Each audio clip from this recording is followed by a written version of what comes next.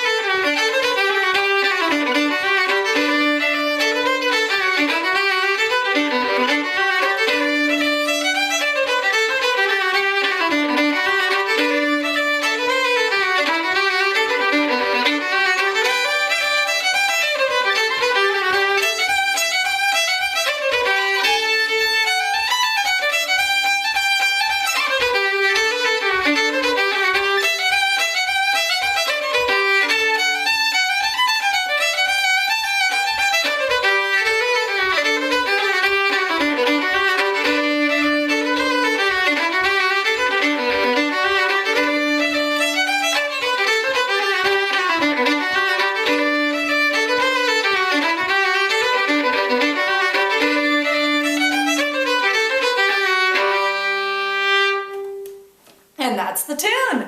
Thanks for listening if that's what you're here to do. And if you're here to learn the tune, well, let's go for it. So this month, we've kind of been on a kick the past couple of months of talking a lot about bowing. And no exception today. We're going to talk about how the bowing feeds into making this particular style sound come to life. And also about variation, because as you probably heard when I played it through, there are like little parts of variation that happen each time I come through that makes a otherwise pretty simple tune start to sound really cool. Okay, but first let's dive into just the basics. This tune is in G major, as you have probably heard, and let's start with the A section. I'll slow it down. Keep an eye on that bowing.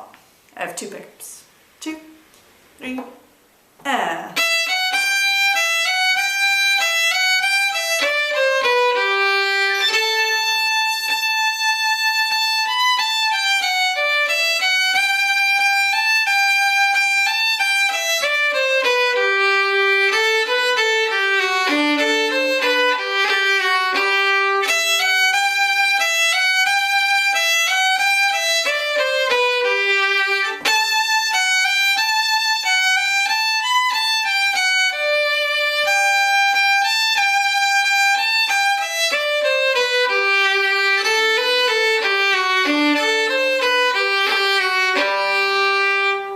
So I went twice through to start getting those variations in there right off the bat.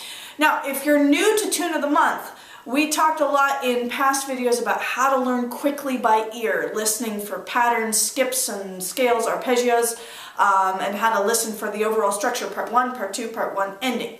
If any of that is new news to you, jump back to some earlier videos so you get used to learning by ear like that, because I'm going to assume at this point that you're really experienced learning by ear and using those tunes. So we dive into a kind of a higher level of hearing this tune right off the bat.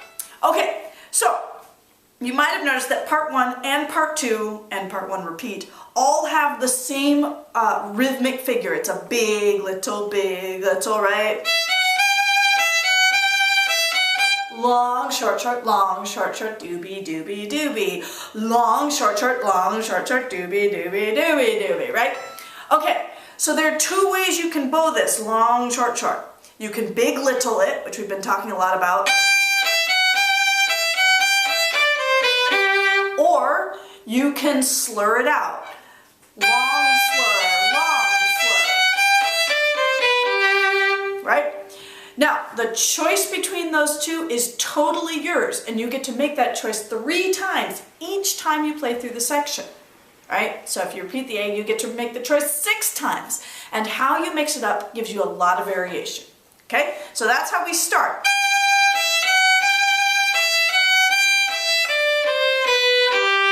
Now I am slurring in that last, right?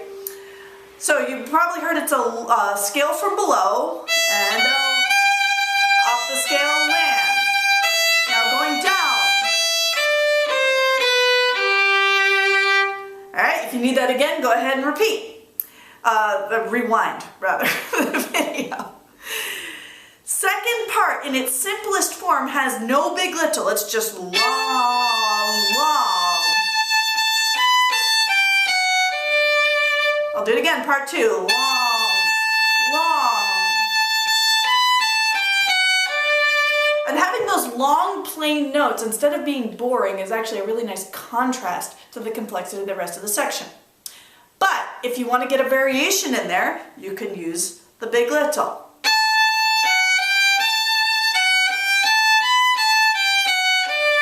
I'll do the variation again. Big little, big little. You could also slur it out. Big slur, long slur.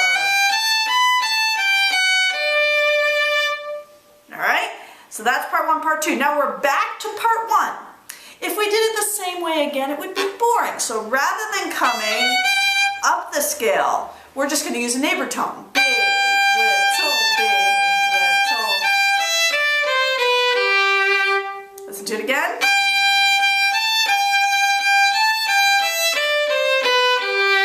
Alright, and again, you could slur that. And I've even seen Jesse Wells use this bowing down, down, up. That one's wild. I don't use that one much personally, but it does show up in this like Kentucky style. Alright, so play around with all 3 of those, and now we're to the ending.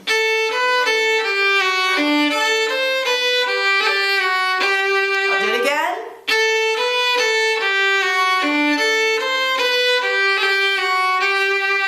So if you've been following Tunes of the Month, you probably recognize that bowing. I call it a hook 3 because it's a 3-note slur that kind of glues those 2 groups of 8th notes together.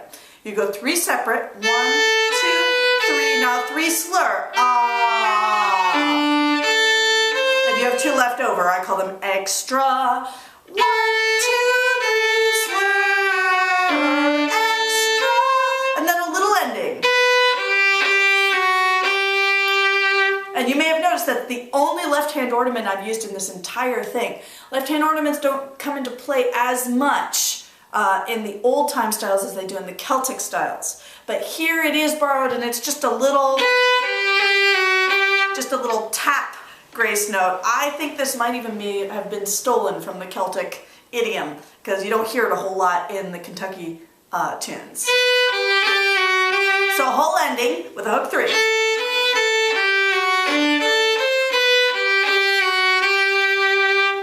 And that's the whole A section.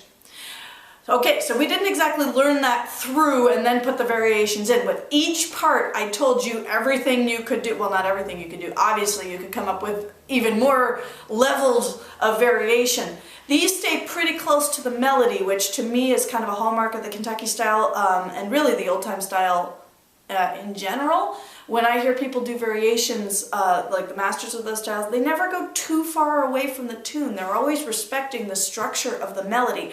So no matter what variation I play, if you know this tune, you can recognize without my telling you, ah, that's 9 Miles Out of Louisville. Going too far away from the melody, you start to get into a little more bluegrass and jazz idiom, which is cool. But if your object is to stay traditionally old time, keep your variations real close to the original melody. Let's play through the whole A section. I'll play it through twice, a little bit slowly. Now, I'm going to make my variation bowing choices. You're going to make yours. We may match. If we don't match, no problem. It's still 9 Miles Out of Louisville, provided you stay real close. Here we go. 2, 3, and...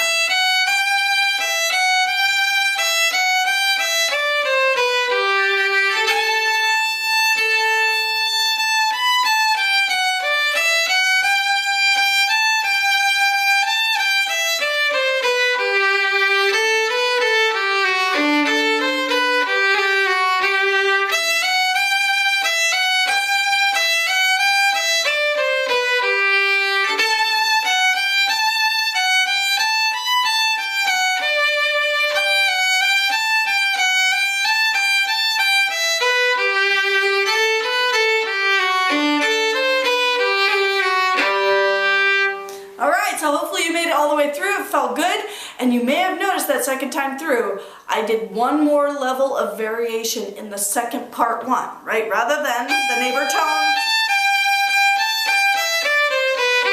I did this.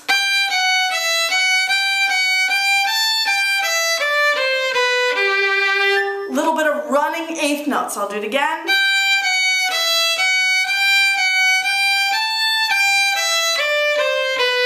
And you hear where I snap right back to the tune, right? It's only one bar that I create variation. And all I'm doing is a little, I've called them in the past faragaka, upside down faragaka.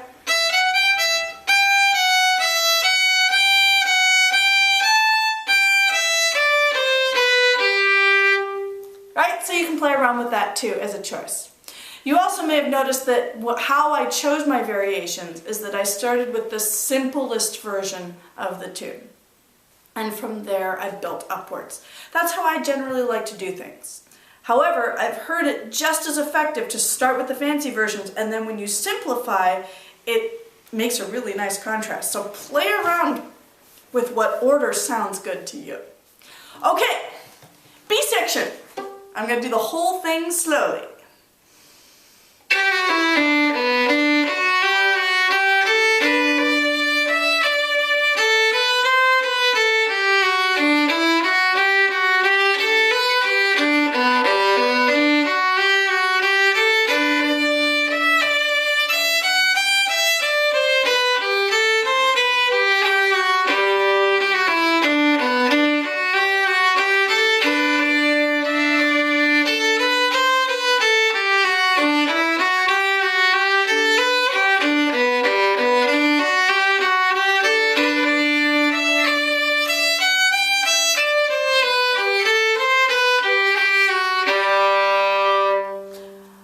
So hopefully you got the idea. As you're watching that, you may have noticed that in the B section, the variation is all about the bowing.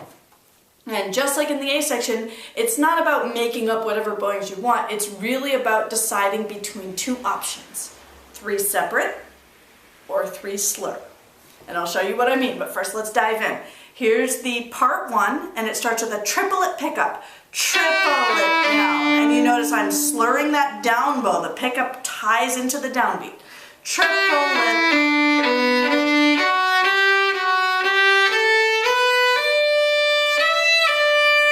That's part 1. I'll do it again.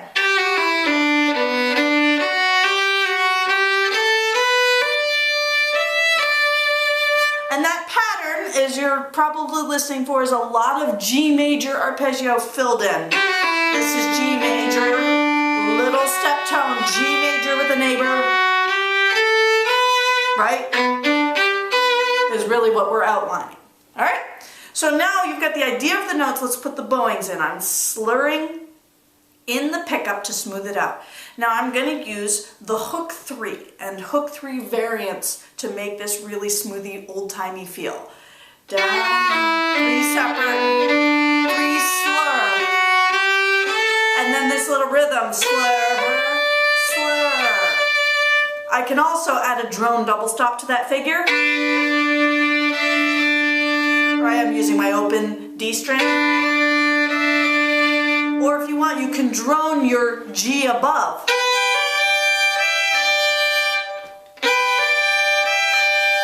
Both work great. All right?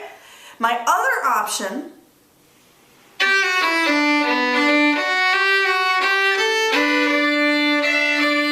is to make it a smooth hook 3. Now, I don't tend to like that so much in part 1. I like it in part 2. Here. 1, 2, 3, 1, 2,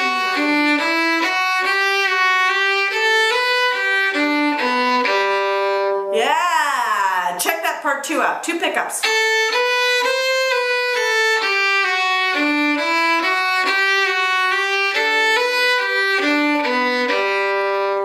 If you're worried about the notes, you notice it's mostly scales with a big G major arpeggio at the end. Take a look. Go down the scale. Now up the scale. Neighbor tone, up the scale. G major.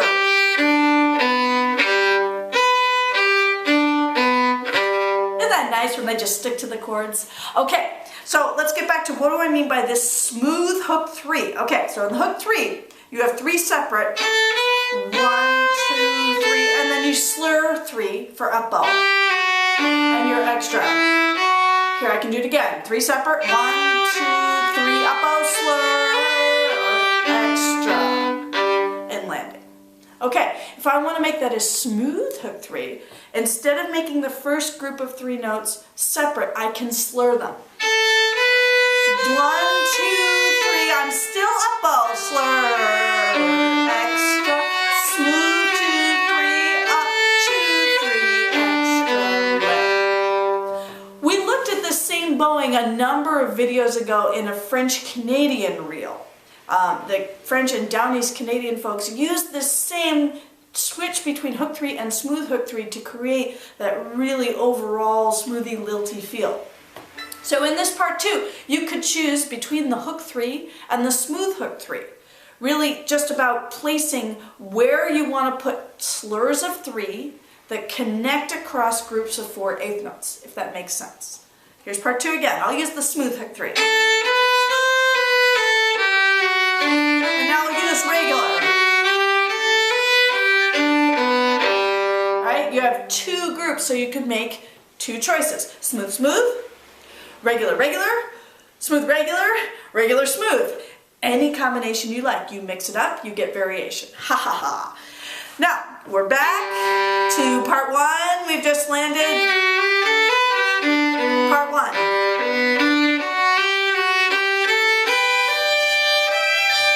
And now we need an ending.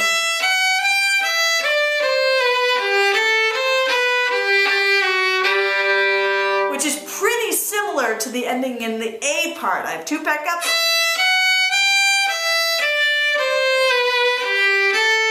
And then the same way you ended the A section. Do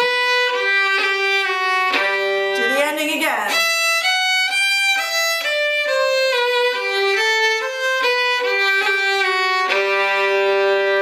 Once again, right here, you have a choice between a hook 3 and a smooth hook 3.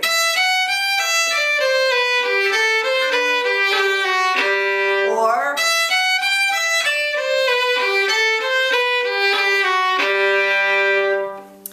they give a totally different sense. If you do the smooth hook 3, it sounds like you're gliding across this ending. And if you do a regular hook 3, it sounds like you're kind of bouncing and then giving a little upbeat. So it's sassier. Do you want to glide or do you want to sassy? It's your choice. All right, let's put the whole B section together. Starting with that triplet pickup, slurred down bow.